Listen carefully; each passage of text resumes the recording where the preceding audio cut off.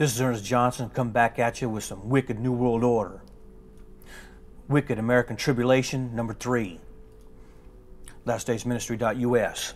FEMA's enormous powers. FEMA's enormous powers can be triggered easily in any form of domestic or foreign problem perceived, and not always actual emergency powers can be enacted. The President of the United States now has broader powers to declare martial law. Once he does this, it will activate FEMA's extraordinary powers. Martial law can be declared during time of increased tensions overseas, economic problems within the United States, such as a depression, civil unrest, or demonstrations, or the scenes like we've seen in the LA riots, or a drug crisis. The presidential powers have increased with successive crime bills, which increase the power to suspend the rights guaranteed under the Constitution and to seize property of those suspected of being drug dealers, to individuals who participate in a public protest or demonstration.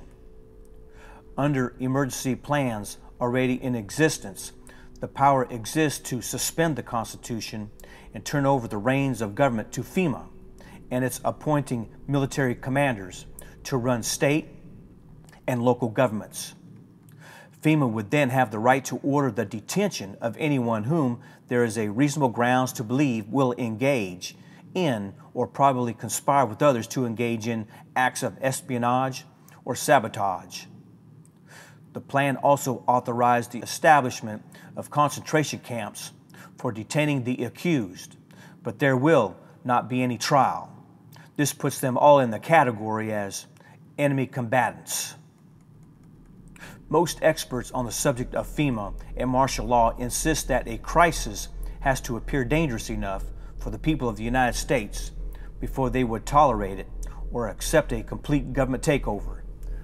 The typical crisis needed would be threat of imminent danger, like a nuclear war, rioting in several U.S. cities at the same time, a series of national disasters that affected widespread danger to the populace, massive terrorist attacks, a depression in which tens of millions of unemployed and without financial resources, or a major environmental disaster. In the event of a natural disaster, the first exercise is to test FEMA's readiness to assume military authority in the event of a state of domestic emergency will be concurrent with the launching of a direct United States military operation in Central America.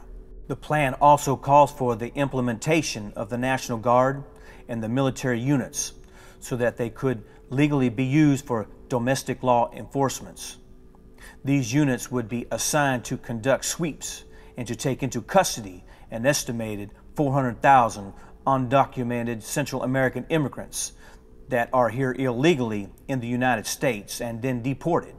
These immigrants will be interned at 10 detention centers to be set up at military bases throughout the country. The plan then calls for the suspension of the Constitution, turning control of the government over to FEMA, appointment of military commanders to run state and local governments, and the declaration of martial law. This plan also calls for advocated the rounding up and transfer to assembly centers of relocation camps of at least 21 million American Negroes in the event of massive rioting or disorder, not unlike the rounding up of Jews in Nazi Germany in 1930. The crux of the problem